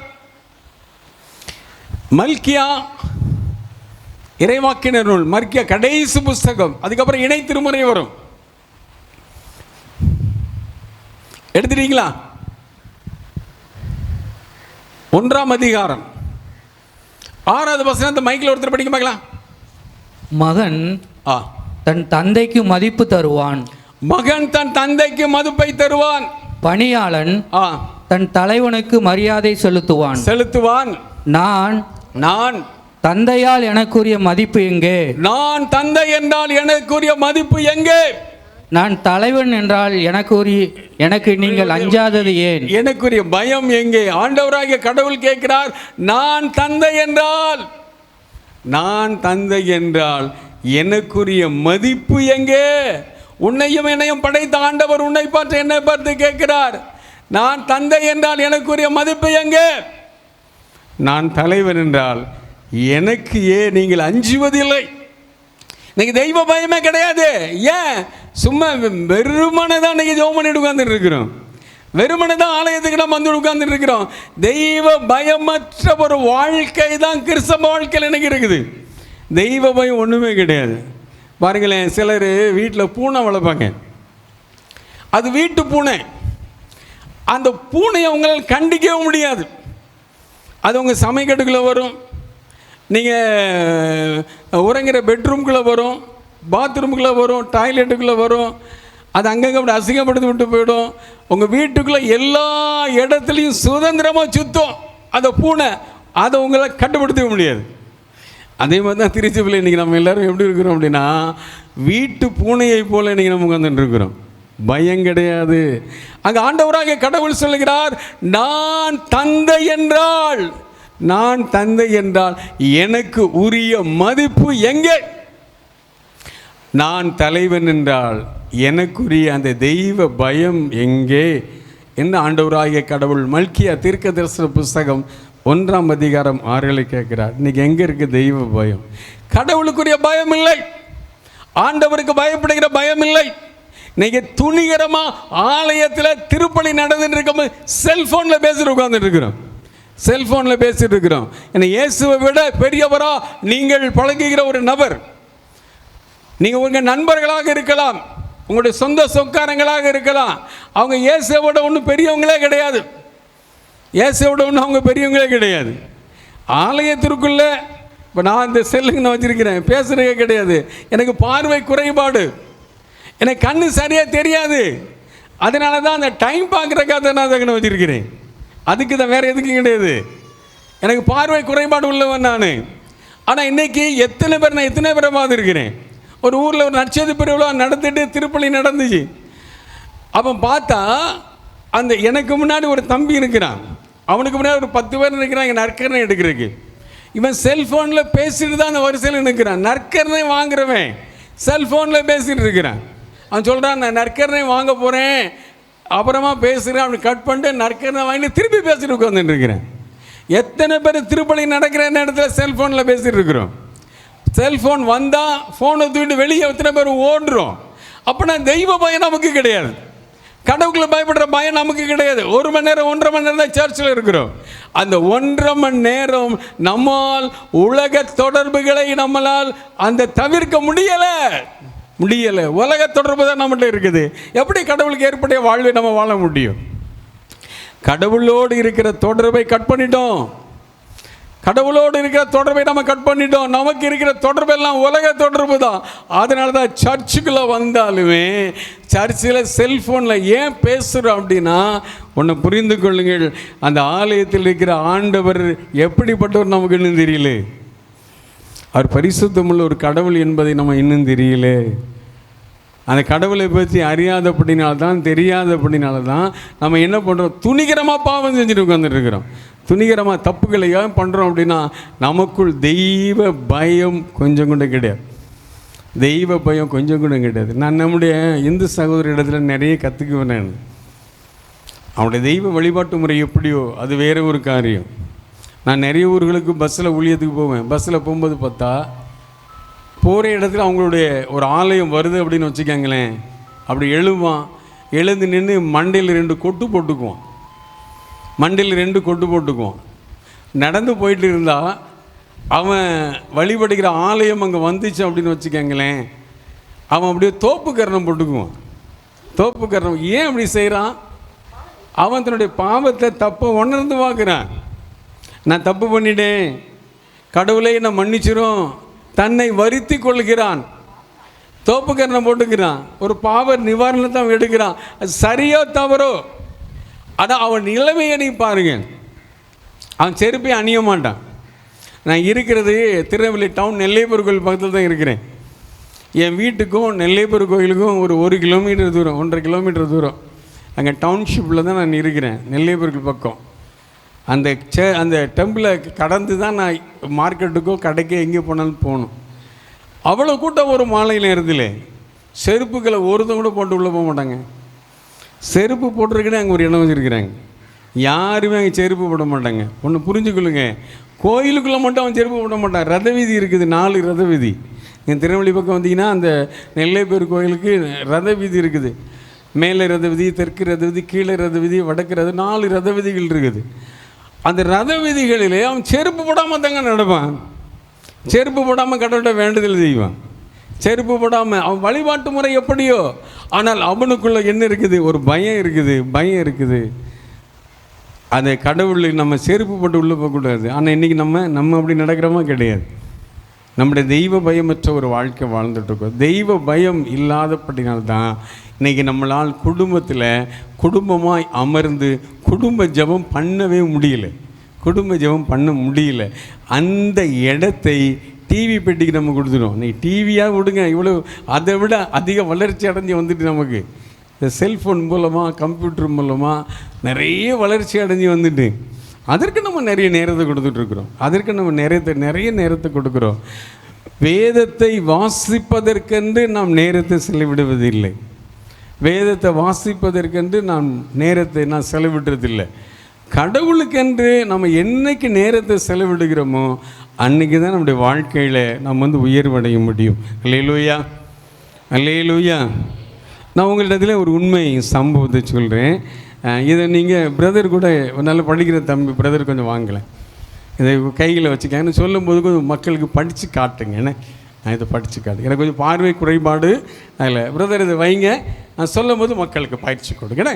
சரி, இந்த ஒரு விஷயம் நான் சம்பவத்தை உங்களுக்கு நான் சொல்லியிருந்தேன். என்ன தெய்வ பயம் ஒரு மனிதன் வாழ்வை எப்படி உயர்த்தும் அப்படிங்கிறதுக்கான உதாரணத்துக்காக நான் கொண்டு வந்த ஒரு ரெக்கார்டு ஒன்று. ஏன்னா சரி, சிறைச்சாலையில், பாலை மத்திய சிறைச்சாலையில் பரமசிவம் என்ற ஒரு சிறைவாசி இருந்தார். அவர் கொடூரமான ஒரு மனிதன், 8 கொலை செய்த ஒரு மனிதன். எனக்குள்ள ஒரு பெரிய பாரம் இருந்தது. இந்த மனிதனை எப்படியாவது நம்ம ஆண்டவர்களை கொண்டு வந்துட வேண்டும் என்ற ஒரு பெரிய பாரம் இருந்தது. ஆகவே இந்த மனிதனை நான் அன்பு செய்து சிறிதாய் அவனிடத்தில் நான் ஆண்டவருடைய அன்பு எல்லாவற்றையும் சொன்னேன். ஆனால் என்னை எதிர்த்து தான் இருப்பார். என்னை முறைப்பார், என்னை எதிர்ப்பார், என்னை பகைச்சு கொள்வார். ஏறக்குறை 1 வருட காலங்கள் இது இருந்தது. 1 வருடம் முடிந்து அந்த பரமேஸ்வரன் என்னிடத்தில் கேட்டார், ஐயா, நான் உங்களை வெறுக்கிறேன், நான் உங்களை அவமானப்படுத்தினேன், ஆனால் என்னோடு இவ்வளவு அன்பாக இருக்கிறீங்களே, அது என்னையா காரணம்னு கேட்டார். அவனை சொன்னேன், என்னை படைத்த இயேசு என்னை அன்பு செய்தாரியா, அதனால் நான் உன்னை அன்பு செய்கிறேன் அப்படின்னு சொன்னேன். அரசாங்கத்தில் முறைப்படியாக நாங்கள் அனுமதி பெற்று நாங்கள் ஆங்கில மாதத்தின் முதல் ஞாயிற்றுக்கிழமை அங்கே மத்திய சிறையில் திருப்பலி நடத்துகிறோம். ஆங்கில மாதத்தின் முதல் ஞாயிற்றுக்கிழமை அரசாங்கத்தில் நாங்கள் ஏடிஜிபி அளவில் நாங்கள் பெர்மிஷன் வாங்கி நாங்கள் செஞ்சிட்ருக்குறோம். இதை நாங்கள் செய்கிறோம். அதுக்கு நிறைய கட்டுப்பாடுகள் உண்டு. ஏன் அப்படின்னா, நான் சொன்ன பார்த்தீங்களா, 1640 இன்றைய லெவலில் அதில் 3ல் 1 பங்கு கிறிஸ்தவன் கிடக்கிறான். 3ல் 1 பங்கு கிறிஸ்தவன் கிடக்கிறான். நல்லா புரிஞ்சுக்காங்க. எல்லா சபகாரம் கிடக்கிறான். சால்வேஷன் ஆர்மி இருக்கிறான், சிஎஸ்ஐ இருக்கிறான், இண்டிபெண்ட் பாஸ்டர்ஸே இன்றைக்கி 10 பேர் உள்ள கிடக்கிறான். சபையை நடத்துகிற இண்டிபெண்ட் பாஸ்டர்ஸு 10 பேர் உள்ள கிடக்கிறாங்க. கேத்தலிக் கிடக்கிறான், எல்லா சபகாரனும் உள்ள கிடக்கிறான். சால்வேஷன் ஆர்மி, இண்டிபெண்ட் சர்ச்சு, சிஎஸ்ஐக்காரன் எல்லாரும் உள்ள கிடக்கிறான். அப்போது 3ல் 1 பங்கு கிறிஸ்தவன், அதில் கத்தோலிக்க நிறைய கிடக்கிறான். இந்த ஆன்மாக்களை ஆண்டவர்களை வழி நடத்தணும். இவனுக்கு எப்படியாவது திருப்பலியை நிறைவேற்றி இவனுக்குள் மனமாற்றத்தை கொண்டு வந்து இவனுக்கு நற்கரணை கொடுக்கணும், பாவ சங்கத்திற்கு ஏற்பாடு பண்ணணும். அப்படிங்கிறதுக்காக தான் அங்கே திருப்பலியை நடத்துகிறோம். அரசாங்கத்தின் முறைப்படி அனுமதி பெற்று அப்போ குருவானவரே சேவியஸ் காலேஜிலேருந்து நாங்கள் கூட்டிகிட்டு போவோம். அப்போ திருப்பலிக்கு முன்னாடி நான் தான் பாவ சங்கத்துக்கு தயாரிப்பேன். ஒரு 15 நிமிஷம் பேசுவேன். அப்போ கிறிஸ்தவ கைதிகளாக இருந்தால் அவங்க பாவசம் செய்வாங்க. இந்த பரமசிவம் என்ன பண்ணுவார் அப்படின்னா, பின்பகுதியில் இருந்து அந்த காரியங்களை எல்லாம் கேட்பார். ஒரு நாள் மன்னிக்கும் அன்பு என்ற ஒரு தலைப்பில் நான் பேசினேன். மன்னிக்கும் அன்பு என்ற தலைப்பில் பேசினேன். அப்போது இது முடிஞ்ச உடனே அவர் என்னிடத்தில் பேசினார், ஐயா, மன்னிப்பை பற்றி பேசுனீங்களே, மன்னிப்பதற்கென்ற ஒரு கடவுளாயா, மன்னிப்பதற்கு ஒரு இறைவன் இருக்கிறாரா அப்படின்னு ஆச்சரியமாக கேட்டார். நான் கேட்டேன், ஆமாம், மன்னிப்பதற்கு ஒரு இறைவன் இருக்கிறார். நான் சொன்னேன், நான் இதுவரை அறிந்த கடவுள் எல்லாம் பழிவாங்கும் கடவுள், ஆனால் மன்னிப்பதற்கென்று ஒரு கடவுள் இருக்கிறான்னு சொல்கிறீங்க, அந்த இறைவனை பற்றி என்று சொல்லுங்க அப்படின்னார். அப்போ உள்ளே நாங்கள் இப்படி பேசுகிற முதல்ல நான் பேச முடியாது, ஞானத்தோடு நாங்கள் பேசணும். அவர் ஜாமீனில் வெளியே வந்திருக்கும்போது அவரை சந்தித்து வீட்டில் சந்தித்து அவரை நான் ஆண்டவர்களை வழி நடத்தினேன். அதன் பின்பு அந்த மனிதன் 8 கொலை பண்ணும்போது நல்ல மனுஷனாயிட்டான். நான் சொன்னேன், ஐயா படிங்க, ஐயா பரமசம் நீங்கள் படிங்கன்னு சொன்னோம். அப்போது அவர் சொன்னார், நான் என்னையா படிக்க முடியும் அப்படின்னு சொன்னார். 3ஆம் வகுப்பு தான் அடிப்படை கல்வி கற்றவன். 8ஆம் வகுப்பு படிக்க வச்சு, 10 படிக்க வச்சு, 11 படிக்க வச்சு, 12 படிக்க வைத்தோம். 12ஆம் வகுப்பில் மகளே நான் கொடுத்த அந்த லிஸ்ட்டு, அது பத்திரிக்கையில் வந்து செய்தியை ரெக்கார்டுக்காக வச்சுருக்கேன். என் ஃபைலில் எடுத்து நான் தூக்கிட்டு வந்தேன். 2014 2015 அப்போ 1200 மார்க்கு என்ன +2ல். இந்த பரமசிவம் எடுத்த மதிப்பெண் என்ன தெரியுமா? 1084. மகளே 1084 தானம்மா? மைக்கில் படிமா, மைக் இருக்குதா உண்டு? 1084. ஒவ்வொரு சப்ஜெக்ட் வாரியாக படிமா, சொல்லுமாம்மா. அவர் பேரை முதல்ல வாசிமா. பரமசிவமா, நான் சொல்கிறது கரெக்டா? இல்லை, நான் சொன்னது கரெக்டா? அவர் பேர் பரமசிவன் தானே? மைக்கில் படிங்க பிரதர்.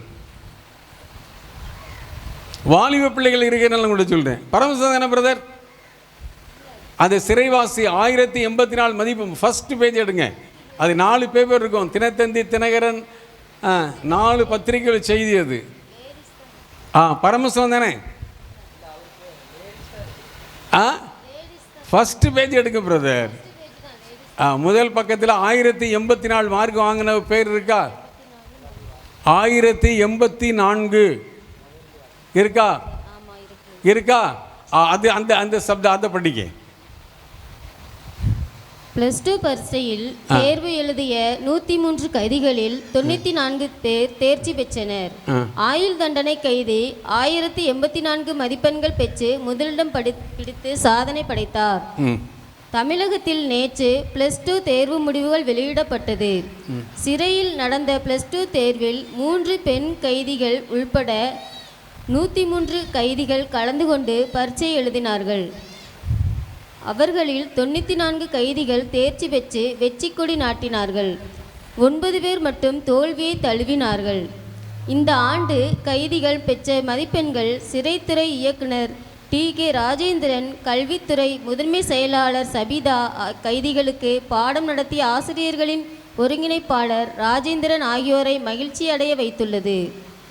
1084 மதிப்பெண் பெற்று முதலிடம். பாளையங்கோட்டை சிறையில் அடைக்கப்பட்டுள்ள பாபநாசம் வயது 41 என்ற ஆயுள் தண்டனை கைதி 1200க்கு 1084 மதிப்பெண்கள் பெற்று முதல் இடம் பிடித்து சாதனை படைத்துள்ளார். இவர் பாடம் வாரியாக எடுத்த மதிப்பெண்கள் விவரம் வருமாறு: தமிழ் 175, ஆங்கிலம் 162, வரலாறு 197, கணக்கு பதவியல் 187, பொருளாதாரம் 175, வணிகவியல் 188. திருச்சி மத்திய சிறை. போதும் மகள். ஏன்னா நான் பேரை தப்ப சொல்லிட்டேனே, பாவனாசம். ஏன்னா அந்த சிறைவாசி பேர் பாவனாசம் என்னம்மா, நான் பரமசன் தப்ப சொல்லிட்டேன். ஏன்னா பாவனாசம் எவ்வளோ மதிப்பெண் எடுத்தார் அப்படின்னா 1084. கரெக்டு தானம்மா? 1084 என்னம்மா? இது 2014 2015 கல்வி ஆண்டில் நம்ம உள்ள ஒரு கார். நல்லா புரிஞ்சுக்கங்க. ஒரு மனிதன் 3ஆம் வகுப்பு படித்த ஒரு மனிதன் குற்றப்பின்னணி, அதை முதல்ல புரிஞ்சுக்கணும். குற்றப்பின்னணி உள்ள ஒரு மனிதன் 5 அடி நீளம், 8 அடி நீளம், 5 அடி அகலம் உள்ள ஒரு அறையில் வாழ்கிறவன் அவன். நல்லா புரிஞ்சுக்கங்க. 8 அடி நீளம், 5 அடி அகலம், அதில் தான் வாழ்க்கை, அதில் தான் பாத்ரூமு, அதுக்குள்ள தான் டாய்லெட்டு, அதுக்குள்ளே தான் சாப்பாடு. இந்த மனிதன் கடவுளின் அன்பை உணர்ந்தான், கடவுளுக்கு ஏற்புடையவனாக வாழ்ந்தான், தன் பாவங்களை உணர ஆரம்பித்தான். ஐயோ 8 கொலை பண்ணிட்டேனே என்று தன் பாவங்களை உணர ஆரம்பித்தான். படிக்கணும் அப்படின்னு நினச்சான். நான் அவனுடைய SSLC, அவனுடைய +2 மதிப்பெண் தான் சொல்லியிருக்கிறேன். இன்றைக்கி மனோன்மணி சுந்தரனார் பல்கலைக்கழகத்தில் அந்த மனிதன் MA MPhil படிக்கிறான். அல்லேலூயா, அல்லேலூயா, அல்லேலூயா. பார்த்தீங்களா? தெய்வ பயம் ஒரு மனிதனுடைய வாழ்க்கையை உயர்த்தும். அல்லேலூயா, அல்லேலூயா. ஆண்டவராகிய இயேசு கிறிஸ்து சிலுவையிலே அறையப்பட்ட போது அந்த சிலுவையில் வலதுபுறத்தில் ஒரு கல்வன் இருந்தான், இடதுபுறத்தில் ஒரு கல்வன் இருந்தான். அதில் ஒரு கல்வன் இயேசுவை பார்த்து எள்ளி நகையாடினான். நீ உலகத்தின் மீட்பர் என்று சொன்னாயே, நீ உலகத்தின் இரட்சகர் என்று நீ சொன்னாயே, உன்னையே உன்னால் மீட்டுக்கொள்ள முடியவில்லையே என்று எள்ளி நகையாடினான். ஆனால் அடுத்த கல்வன் என்ன சொன்னான் தெரியுமா? அவனை கண்டித்தான். அவனை கண்டிக்கும் போது அவன் பயன்படுத்தின வார்த்தை என்ன தெரியுமா? நீயும் நானும் குற்றம் செய்திருக்கிறோம், நீயும் நானும் தவறு செய்திருக்கிறோம், உனக்கும் எனக்கும் உரிய தண்டனை நமக்கு கிடைத்து விட்டது. அவர் பாவம் அறியாத பரிசுத்தமுள்ள ஒரு கடவுள், உனக்கு தெய்வ பயமே கிடையாதா என்று அடுத்த கல்வனை இந்த கல்வன் கண்டித்தான். உனக்கு தெய்வ பயமே கிடையாதா? அவர் பரிசுத்தமுள்ள ஒரு கடவுள், பரிசுத்தர் என்று சொல்லிவிட்டு அவன் சொன்னான், ஆண்டவரே, நீர் எனக்கு ஒரு விண்ணக வாழ்வை வைத்திருக்கிறீர், என்னை மறந்து விடாதீம் என்று சொன்னபோது சொன்னார், நீ இன்று என்னோடு வான் வீட்டிலே இருப்பாய் என்று சொன்னார். அந்த மனிதன் அவன் ஒரு கல்வன் தான், ஆனால் அவனுக்குள் தெய்வ பயம் இருந்தது. அவன் கடவுளுக்கு, இயேசு கிறிஸ்துவுக்கு ஏற்புடைய ஒரு வாழ்வை வாழ்ந்தான். அல்லேலூயா, அல்லேலூயா, அல்லேலூயா. அவன் இயேசு கிறிஸ்துவுக்கு ஏற்புடைய வாழ்வை வாழ்ந்தான். அவன் சிறு வயதிலே கடவுளை அறியாதவன் தான், சிறு வயதிலே கடவுளை தெரியாதவன் தான், பாவத்தில் தான் வாழ்ந்திருக்கிறான், பாவச்சேற்றில் தான் வாழ்ந்திருக்கிறான். ஆனால் அவன் வாழ்வு எப்போ மனமாறிச்சு தெரியுமா? இயேசு பிலாத்து விடத்தில் தீர்ப்பிடுவதில் இருந்து அவர் சிலுவை சுமந்து அவர் பட்ட வேதனைகள், அவர் பட்ட பாடுகள், அவர் பட்ட நிந்தைகள், அவர் பட்ட அவமானங்கள் எல்லாவற்றையும் பார்த்த உடனே அவன் புரிந்து கொண்டான், இவர் உண்மையிலே தெய்வம், ஆனால் பரிசுத்தமுள்ள ஒரு தெய்வம் என்பதை அவன் புரிந்து கொண்டான். அல்லேலூயா, அல்லேலூயா. அந்த சிலுவை, அந்த கல்வன் இருக்கிறான் அல்லவா, அவன் கடவுளுக்கு, இயேசு கிறிஸ்துவுக்கு ஏற்புடைய வாழ்வு வாழ்ந்தான். எப்படி தெரியுமா? அவனுக்குள் இருந்த தெய்வ பயத்தின் நிமித்தமாய். அல்லேலூயா. கடவுள் அவனுக்கு கொண்டு ஒரு பேரின்ப வீட்டை அவனுக்கு கொடுத்தார். என் அன்பு சகோதர சகோதரிகளே, கடவுள் நம்மிடத்தில் எதிர்பார்ப்பது, அவருக்கென்று ஒரு ஏற்புடைய ஒரு வாழ்வை அவர் நம்மிடத்தில் எதிர்பார்க்கிறார். நாம் வாழ்ந்து கொண்டிருக்கிறோம்? மீண்டும் நான் உங்களுக்கு சொல்கிறேன், இந்த செய்தியின் தொடக்கத்தில் நான் சொன்னேன், கடவுள் நம்மை செம்மையாக படைத்தார், அவருடைய சாயலிலே நம்மை படைத்தார், அவருடைய உருவிலே அவர் நம்மை படைத்தார். ஆனால் இன்று பாவத்திலே, பாவ நாட்டத்திலே, பாவ சிற்றின்பத்திலே, பாவ செயற்கையில் விழுந்து போனபடினால் இன்று கடவுளின் மகிமை இழந்து போய்விட்டோம். அவருக்கு ஏற்புடைய வாழ்வை வாழ நாம் தகுதியற்றவர்களாய் மாறிவிட்டோம். ஆனால் பரிசுத்தத்தோடு நாம் வாழ்கின்ற போது அவருக்கு ஏற்புடைய ஒரு வாழ்வாய் நாம் வாழலாம். எனக்கு அன்பான சகோதர சகோதரி, அருமையான நல்ல ஒரு தியானத்தை ஒழுங்கு செய்திருக்கிறார். நாம் இப்படியெல்லாம் ஆண்டவருக்கு ஏற்புடையவராக நாம் வாழ முடியும். கடவுள் நம்மிடத்தில் எதிர்பார்க்கிற பண்பு என்ன? எந்த பண்பை இறைவன் நம்மிடத்தில் எதிர்பார்க்கிறார்? இன்று உங்களோடு நான் பகிர்ந்து கொண்ட சிந்தனை பரிசுத்தம். பரிசுத்தம் இல்லாமல் நாம் ஒருபோதும் கடவுளுக்கு பிரியமாய் நாம் வாழவே முடியாது. பரிசுத்தம் இல்லாமல் நாம் ஒருபோதும் கடவுளுக்கு பிரியமாய் வாழவே முடியாது. ஆகவே என் அன்பு பெற்றோர்களே, என் அருமையான என் அன்பு பிள்ளைகளே, வாலிப தம்பிகளே, வாலிப தங்கச்சிமார்களே, இந்த காலம் ஒரு கடைசி காலமாக இருக்கிறது. ஆண்டவராகிய இயேசுவுடைய வருகை சமீபமாக இருக்கிறது. நாட்டில் நடக்கின்ற நிகழ்வுகள், நாட்டில் நடக்கின்ற சம்பவங்கள் எல்லாம் ஒரு துயரமான ஒரு சம்பவமாய் காணப்படுகிறது. இந்தியாவில் எவ்வளவோ தீவிரவாதங்களும் வளர்ந்து போய்விட்டன, மத பிரச்சனைகளும் அதிகமாய் வளர்ந்து போய் கிடக்கிறது. காஷ்மீரில் நடந்த அந்த குண்டுவெடிப்பு சம்பவம் எல்லோருக்கும் நமக்கு தெரியும். ஒரு இக்கட்டான சூழ்நிலையிலே இந்தியா இருந்து கொண்டிருக்கிறது. மதத்தின் பெயரால் நம்முடைய நாட்டிலே பல பிரச்சனைகளை நாம் சந்தித்து கொண்டிருக்கிறோம். வருங்காலம் கிறிஸ்தவர்களாகிய நமக்கும் ஒரு மிகப்பெரிய ஒரு கேள்விக்குறியான ஒரு காலமாகவும் இருக்கும். எச்சரிக்கை உணர்வோடு கூட இருங்கள், ஜீவியுங்கள். இன்று பகிரங்கமாய் நாம் இயேசுவை நாம் ஆராதிக்கிறோம். இன்று பகிரங்கமாய் நற்செய்தி கூட்டங்களை நாம் பங்கெடுக்கிறோம். பகிரங்கமாக இயேசுவை நாம் வழிபட்டு கொண்டிருக்கிறோம். ஆனால் வரும் காலம் எப்படியோ தெரியாது. வருங்காலம் எப்படிப்பட்ட காலமாக இருக்குமோ தெரியாது.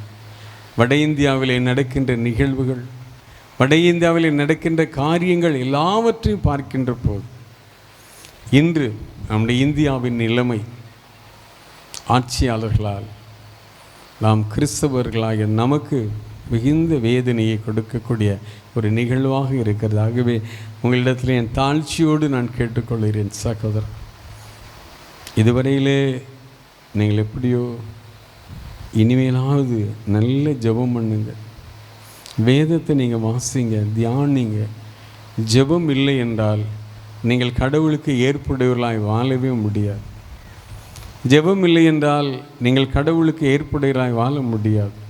முதலாவதாய் கடவுளுடைய நீதியையும் அவருக்கு ஏற்புடையவற்றையும் நாடுங்கள் என்று ஆண்டவராக இயேசு கிறிஸ்து சொன்னார். முதலாவது அவருடைய நீதியையும் அவருக்கு ஏற்புடையவற்றையும் நீங்கள் நாட வேண்டும். ஆகவே நல்ல ஜெபம் பண்ணுங்க, குடும்பமாக ஜெபம் பண்ணுங்க, வேதத்தை நல்ல வாசிங்க. இந்த வேதத்தில் தான் உங்களுக்கு சொல்லப்பட்ட எல்லா காரியமும் இந்த வேதத்தில் தான் இருக்கிறது. வேதாகமத்தை எங்கள் வாலிப பிள்ளைகளை தயவுசெய்து படிங்க, தயவுசெய்து படிங்க. வேதத்தை படிக்கத்தான் உங்களுடைய வாழ்க்கை பாதை மாறும். இறுதியாய் ஒரு சம்பவம் உங்களுக்கு தெரிந்தது தான். நான் ஒரு பரம்பரை கிறிஸ்தவனே கிடையாது. நான் ஒரு இந்து மார்க்கத்திலிருந்து வந்தவன் தான். அதில் ஒரு நாஸ்திகத்தின் பின்பணியிலிருந்து நான் வந்தவன் தான். நான் ஒரு திராவிட கழகத்தை சார்ந்தவன். கருப்பு சட்டையை அணிந்து கடவுள் இல்லை என்று சொல்லக்கூடிய ஒரு இயக்கத்தை நான் சார்ந்தவன் தான். எனக்கு இயேசுவை பற்றியே தெரியாது. 26 வயசு வரை எனக்கும் இயேசுவுக்கும் சம்பந்தமே கிடையாது. ஆனால் என்னை தான் இயேசு சந்தித்தார். ஒன்று புரிஞ்சுக்கொள்ளுங்க, கிறிஸ்தவர்களாகிய நாம் கிறிஸ்துவை நாம் அறிவிக்கவில்லை என்றால் இன்று அப்துல்லாக்கள் எழும்புவார்கள், ஒரு கணேசன் எழும்புவான், ஒரு ராமசாமி எழும்புவான், ஒரு சுப்பிரமணியன் எழும்புவான், ஒரு கண்ணன் எழும்புவான். அவன் சொல்லுவான் இயேசு நல்லவர் என்று போதிப்பான். ஏன் அப்படின்னா ஆண்டவர் சொல்லிட்டார், நீங்கள் கூவவில்லை என்றால் இந்த கற்களை கொண்டு நான் கூவ வைப்பேன் என்று சொல்லியிருக்கிறார். அதனால் நாங்கள் பரம்பரையாக கிறிஸ்தவர்களாக இருக்கிறோமே என்று சொல்லிக்கொண்டு மார்த்தட்டி இருப்பதை விட இயேசுவை அறிந்து கொள்ள முயற்சி எடுப்போம். முறைப்படி ஆலயத்துக்கு செல்வோம், வழிபாடுகளை பங்கெடுப்போம், அன்பிய கூட்டங்களை பங்கெடுப்போம். பிள்ளைகளை மறைக்கல்வி பள்ளிகளுக்கு அனுப்புங்கள். உங்கள் பிள்ளைகளுக்கு மறைக்கல்வி பள்ளிகளுக்கு அனுப்புங்கள். எவ்வளவோ முயற்சி எடுக்கிறாங்க நம்ம ஜெபக்குழுவினர். இளம் சிறார்கள் மத்தியில் ஊழியங்கள் செய்கிறாங்க. கடவுளை அறிந்து கொள்ள வேண்டும் என்று நீங்கள் முயற்சி எடுங்கள். பிள்ளைகளுக்கு கற்றுக் கொடுங்க. பிள்ளைகளுக்கு மறைக்கல்வி வகுப்புக்கு போகணும். வாலிப பிள்ளைகளை அனுப்புங்க. வாலிப பருவத்தில் ஒரு ஜெபக்குழுக்களை உருவாக்குங்க. ஜெபக்குழுவை உருவாக்கி கூடி ஜெபம் பண்ணுங்க. வாலிப பிள்ளைகள் நிறைய பேர் இருக்கிறீங்க. ஒரு வாரத்துக்கு ஒரு நாளாவது, அட்லீஸ்ட் 15 நாளைக்கு ஒரு நாளாவது நீங்கள் ஒன்று கொடுங்க, ஜெபம் பண்ணுங்க, வேதத்தை வாசிங்க, தியானிங்க. ஜெபக்குழு மூலமாய் தான் ஆண்டவர் பெரிய மாற்றத்தை தேசத்திற்கு கொண்டு வருவார். அல்லேலூயா. இறுதியாக உங்களிடத்தில் சொல்வது இதுதான், பரிசுத்தம் மிக மிக முக்கியம். பரிசுத்தம் இல்லாமல் கடவுளை நாம் தரிசிக்க முடியாது. வேதத்தை வாசியுங்கள், வேதத்தை தியானிங்கள். இயேசுவுக்கு ஏற்புடைய வாழ்வை நீங்கள் வாழ்வீர். எல்லோரும் இழந்திருப்போமா? எல்லோரும் இழந்திருக்க பார்க்கலாம். நான் ஜெபம் பண்ண போகிறேன், ஜெபம் பண்ணி நான் முடிக்க போகிறேன். எல்லோரும் இழந்து வருவாய் தருணம் இதுவே அழைக்கிறாரே, வல்ல ஆண்டவர் இயேசு பண்டை வருவாய் தருணம் இதுவே அழைக்கிறாரே, வல்ல ஆண்டவர் இயேசு பண்டை. கட்டின வீடும் நிலம் பொருளும் கண்டிடும் உற்றார் உறவினரும் கட்டின வீடும் நீளம் பொருளும் கண்டிடும் உற்றார் உறவினரும் கொடுவிட்டு உன் ஆவி போனால் கூட உன்னோடு வருவதில்லை. வருவாய் தருணமிதுவே அழைக்கிறாரே.